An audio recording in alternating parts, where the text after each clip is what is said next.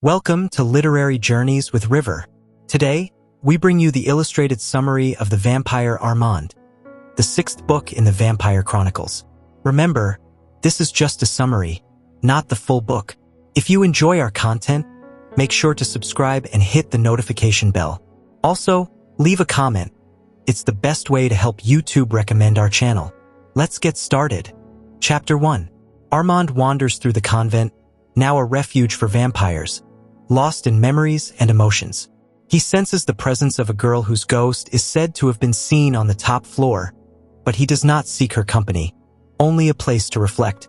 Lestat lies motionless in the chapel, his body inert and his expression enigmatic. The candlelight highlights his figure, surrounded by relics and covered stained glass windows. Armand, torn between his love for Benji and Sybelle and his past with Marius, feels lost. He recalls his transformation in the 16th century, his eternal youth, and his life with Marius in Italy. Nostalgia overwhelms him, but he knows he must move forward. When Marius appears and offers him shelter, Armand hesitates. David Talbot watches him with interest, eager to understand him. As Armand ascends to the attic in search of answers, he faces his deepest fears and desires. Chapter 2. Armand remembers his lost childhood as he looks at his hands, feeling the longing for his artistic talent. Captured as a slave, he arrives in Constantinople with no memory, stripped of his language and identity. Merchants display him in a market on a Turkish carpet, bargaining over his price while looking at him with greed. His beauty causes confusion and provokes the anger of the slave traders. Finally, an old man buys him and takes him by ship to Venice. During the journey, Armand becomes aware of his commercial value. However, the old man treats him kindly, feeding and protecting him. In Venice, he is sold once again and introduced to a life of luxury, surrounded by refined young men and opulence. His master, Marius, takes him under his protection, initiating him into a new world of art, knowledge, and pleasure. Armand, now called Amadeo, begins to forget his past and immerses himself in the magic of his new life. Chapter 3. Amadeo impatiently awaits Marius' return, yearning for his presence. Although he shares his bed with him, his master remains an enigma, absent for entire nights. In their Venetian home, Marius teaches them about art and literature, while Ricardo plays the lute. However, Amadeo senses that his bond with Marius is different. One night, after a game of seduction, he tastes a burning liquid from his master's lips, a nectar that consumes and changes him. Over time, he perceives the world with supernatural clarity. His master refuses to give him answers, insisting that the time has not yet come. In a fit of rage, Amadeo challenges his authority, and Marius punishes him, only to later heal his wounds with kisses and caresses. That night, Amadeo realizes that his fate is tied to Marius and to a forbidden knowledge he is not yet ready to receive. Chapter 4. Marius sends Amadeo to a brothel to learn about pleasure, and later to another, where he experiences passion with young experts in seduction. After days of intoxication and desire, he returns home filled with questions. He challenges Marius with growing arrogance, seeking to understand his nature. In a burst of fury, he breaks down his master's door, provoking a severe punishment. However, Marius soothes him with caresses and kisses. Later, he takes him to a dark alley, where he reveals his true nature. He feeds on a man, drinking his blood to the last drop. Horrified yet fascinated, Amadeo understands that Marius is an immortal being. They then visit Bianca, who harbors secrets of death and poison. In his next mission, Marius sets out to eliminate a corrupt banker, while Amadeo, caught between horror and admiration, longs to know more. Chapter 5. Amadeo follows Marius to a palace in Venice, where a group of Florentine bankers holds a lavish banquet. Drunk on wine and arrogance, they discuss the fall of Constantinople, unaware of the presence of their visitors. Marius joins the conversation, manipulating the situation until the dinner turns into a silent trial. With calculated movements, the master begins his slaughter, eliminating the men one by one. Amadeo watches in both fascination and disturbance as blood covers the table and the victims perish in a macabre dance. Only Martino, a charming redhead, resists until the end, confessing a secret about an ancient chalice hidden in Hagia Sophia. Marius kills him without remorse, leaving Amadeo in shock. The lesson is clear: power and immortality demand sacrifices. In the end, the young man realizes that his fate is sealed and that his humanity is crumbling. Chapter 6. Amadeo faces Lord Harlech in a duel to the death in the vestibule of Marius' house. Despite his inexperience with the sword, he manages to wound the Englishman in the neck, but Harlech retaliates with his dagger, leaving a deep wound on Amadeo's face. Enraged, Amadeo strikes a fatal blow to his opponent's abdomen. As Lord Harlech lies dying, he confesses that his blade was poisoned, terrifying Amadeo, who soon begins to feel its effects: swelling, fever, and dizziness. Bianca and Ricardo try to help him, but his condition deteriorates rapidly. Amid his delirium, he has a vision of a resplendent crystal city and feels himself floating in a vast sea. Between fever and suffering, he begins to question his fate as the shadow of death looms over him. Chapter 7. Trapped in a hallucinatory fever, Amadeo gazes at an infinite sky where the stars emit celestial music. He encounters priests who call him Andre and show him his past at the Monastery of the Caves. His father appears, reminding him of his former life as an icon painter. Amadeo relives his memories, the oppression of the priests and the violence of his father, who forced him to paint sacred images. In a moment of lucidity, he awakens in his bed to find Marius sitting beside him, watching him coldly. Desperate, he begs for love and answers about his visions. Marius, pained and tormented, offers him one final choice: to die as a human or to become immortal. Clinging to life, Amadeo accepts the fate his master proposes, surrendering to the lethal kiss that will transform him forever. Chapter 8.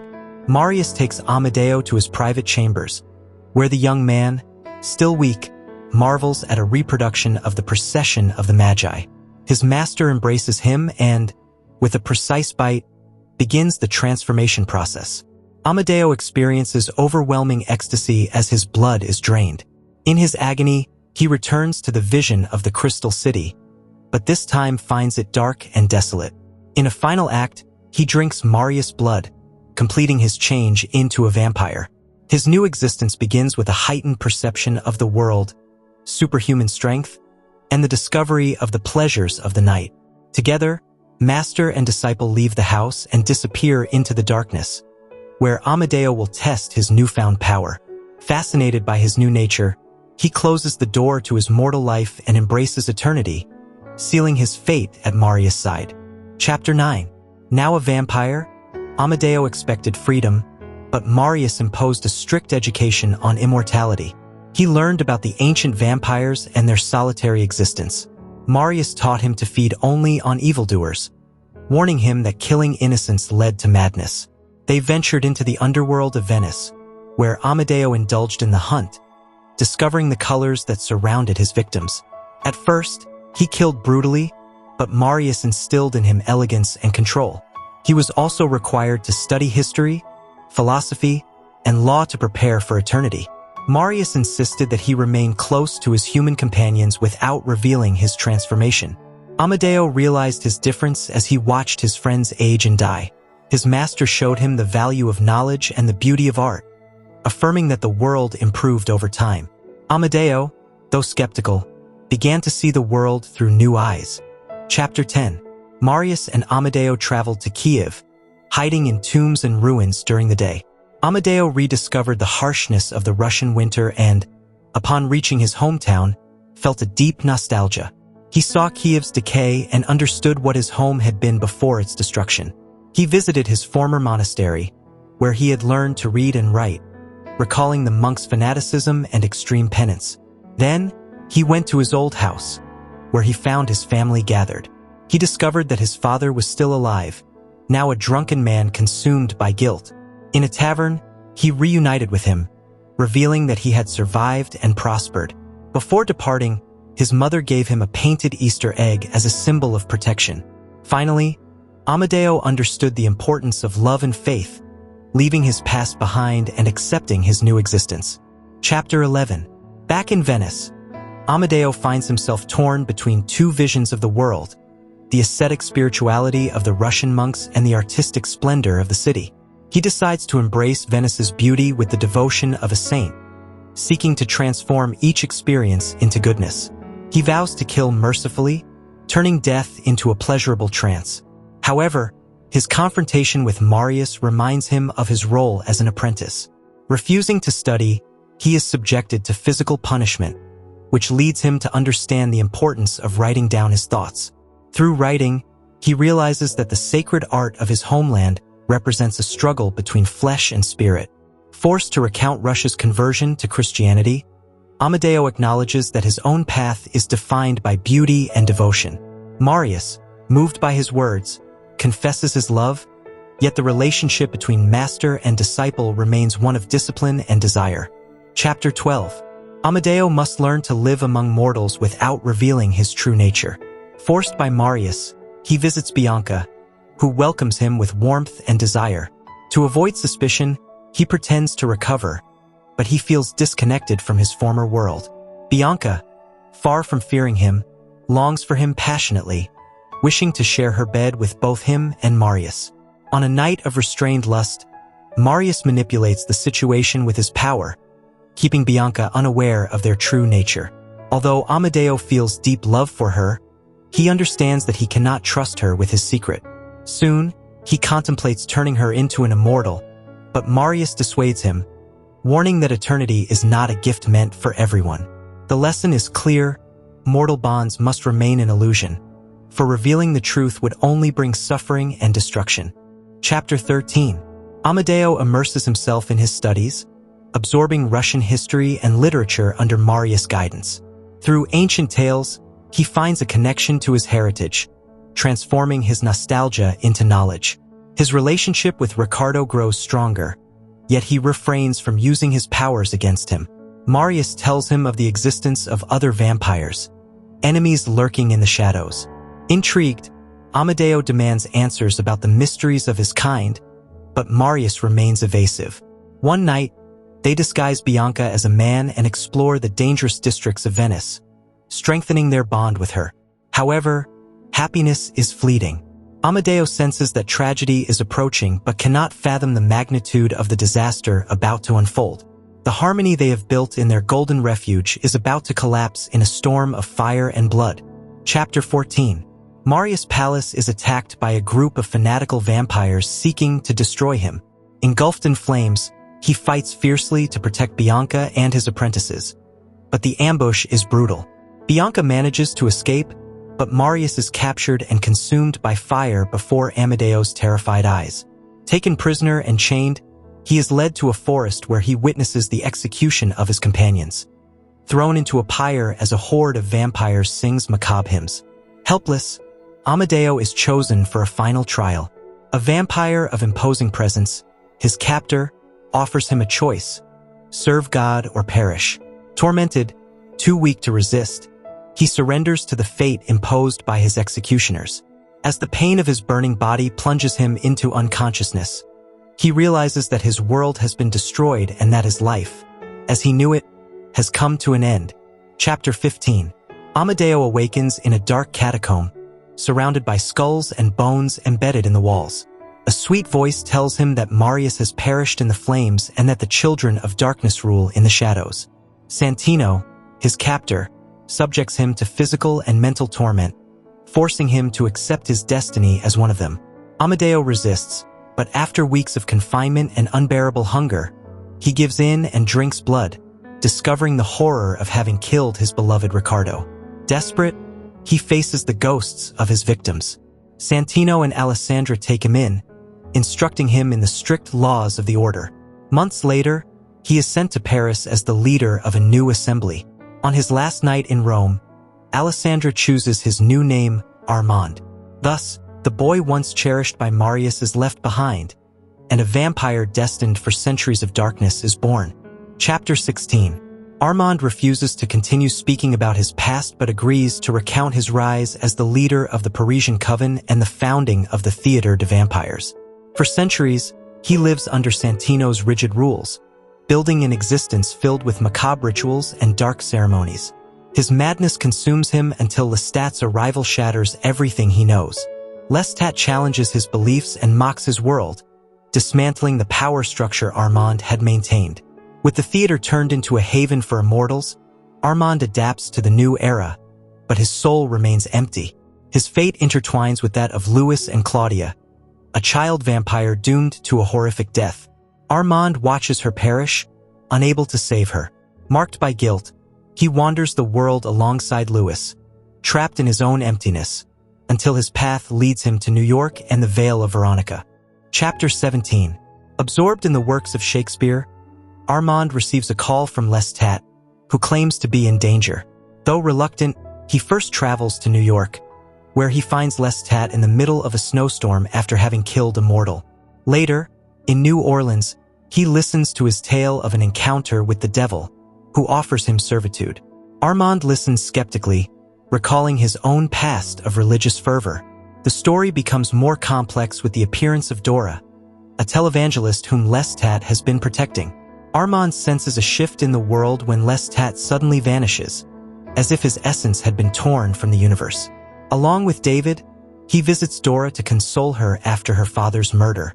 When Lestat returns, broken and mutilated, he carries with him a mysterious object wrapped in cloth.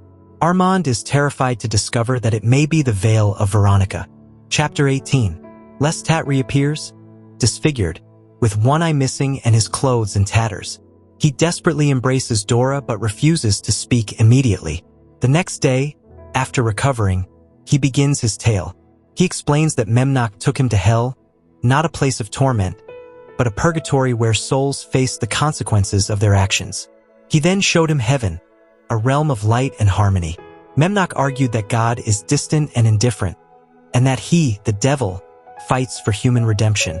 Lestat's story becomes even more shocking when he reveals that he drank the blood of Christ on the way to Calvary. Armand, shaken, begs to drink his blood to confirm the truth. Lestat refuses, saying that any communicant could offer him the blood of Christ. In the midst of their discussion, he unveils the Vale of Veronica, where Christ's face seems to burn with the divine light. Chapter 19. Upon seeing Christ's face on the veil, Armand experiences absolute enlightenment. He gazes at it with such devotion that he surrenders entirely to faith. In a moment of ecstatic fervor, he runs toward the morning light, ready to offer himself to God. The crowd, witnessing the miracle, gathers in the cathedral as snow falls with a celestial glow. Armand, blinded by the light, rises into the air and begins to burn, his skin charring in divine fire. Amid the torment, his consciousness is transported to a glorious church, where he officiates a mass in which bread and wine multiply miraculously. However, the vision shatters when he returns to the real world. He awakens in a luxurious apartment, where he witnesses a scene of violence. A man beating Sybelle, a talented pianist. Armand intervenes and, in a fit of rage, kills the aggressor. Beethoven's music resonates, marking a new awakening. Chapter 20. Armand awakens buried beneath the snow, unable to move, consumed by unbearable pain after his attempt to immolate himself in the sun. His only solace is Sybelle's music, whose performance of the Appassionata becomes a beacon in the darkness. From his icy grave, he perceives the murmurs of the city, the thoughts of other vampires, and the chaos caused by the disappearance of the sacred veil. Lestat and David have left, while the cathedral overflows with crowds seeking a miracle. Believing he is going to die, he plunges into visions and memories. On the seventh night, he regains consciousness and realizes he is trapped on an abandoned rooftop. His burned and blackened skin paralyzes him. All he has left is to listen to the music and the voice of Benjamin, who, unknowingly, becomes his only hope as he fervently prays for his return. Chapter 21. From his icy refuge, Armand hears Benjamin's plea. Convinced of his existence, Benjamin persuades Sybelle to help him rescue him. The young pair break into the abandoned building, carrying blankets and tools. When they find him, his burned body is barely recognizable. Armand, fearful of his own appearance, invokes an illusion to resemble the boy he once was in Venice. Sybelle and Benjamin work with determination to free him, breaking the ice with precise blows. Moved by their kindness, Armand begs them to hide him in the darkness, away from the sun. Weak and unable to move, he surrenders to their care. The two wrap him in a blanket and carry him through the snowy city, bringing him to their home. There, they lay him on a warm bed where Sybelle, with her delicate touch and tender words, promises to help him. Chapter 22. Armand needs blood to heal, and Benjamin, cunning as ever, devises a plan to lure in an unsuspecting criminal. Before long, their prey falls into the trap and approaches the bed where Armand lies hidden. At the precise moment, Sybelle pulls away the blanket, revealing his horrifying state. Before the victim can react, Armand lunges at him, drinking until he is dry. As blood courses through his body, his cracked skin begins to regenerate. Still needing more, he hunts new victims in the city, feeding on murderers and criminals. He returns at dawn, renewed, his skin restored, his beauty intact. As he enters, the sound of the piano envelopes him. Sybelle plays passionately, and he approaches her in silence. He embraces her, losing himself in the music, and, overcome with emotion, lets tears fall. In a moment of purity and devotion, she turns to him and whispers words he never expected to hear. "I love you, Armand." Chapter 23. Armand finds perfect companionship in Sybelle and Benji. They are unaffected by the crimes he commits to feed. Their concerns lie elsewhere: injustice, war, and human suffering. Benji, with his wit and charisma, takes care of everything, from the hotel arrangements to the tuning of Sybelle's piano, ensuring she lacks nothing. Armand sees in him a future of greatness, though his love for Sybelle is different, deeper, bound to an unwavering devotion. He knows that when she dies, he will suffer, but he must endure it. Sybelle's music is her essence. She does not play for an audience but for herself. Armand realizes that his love for them has changed him. Yet the question lingers: how did he find Sybelle that fateful morning? Between doubts and certainties, all he knows is that his fate is entwined with his two beloved mortals. Chapter 24. Armand arrives at the chapel where Lestat lies motionless, a being of immeasurable power. Louis and Pandora warn him that approaching him is dangerous, as another vampire has already been destroyed attempting it. Yet Armand is obsessed with Lestat's blood, convinced that within it lies proof of a divine miracle. Gabriel, ever cold and cynical, mocks his faith, questioning the existence of a god behind Memnaka's revelations. Ignoring them, Armand kneels beside Lestat, touches him, and weeps over his still body. Finally, he sinks his fangs into Lestat's neck, only to be thrust into a terrifying vision: a bleeding, chained Christ, walking toward the cross amidst jeers and cries. As their eyes meet, Armand feels an unbearable weight crushing him. Suddenly, he is violently thrown against the chapel wall. Lestat has not moved. Stunned, Armand realizes that something beyond comprehension has rejected him. Chapter 25. After his experience with Lestat, Armand returns to Sybelle and Benji, only to discover the unthinkable: Marius has turned them into vampires. Devastated, he confronts him, accusing him of acting out of vengeance. Marius, sorrowful, insists that he did it out of love, so that Armand would never be alone again. Though tormented, Armand accepts this new reality, clinging to his love for them. Later, on a quiet night, Lestat unexpectedly appears at his home. He looks confused, but his request is simple. He wishes to hear Sybelle play the Appassionata. Without hesitation, she agrees. As the music fills the room, Armand understands that, despite all he has lost and gained, his story is far from over. Thanks for watching this summary of the Vampire Armand. If you liked it, don't forget to subscribe, like, and share it with your friends. Now tell me in the comments, what do you think about Armand's story within the saga? Which other Vampire Chronicles book would you like us to summarize next?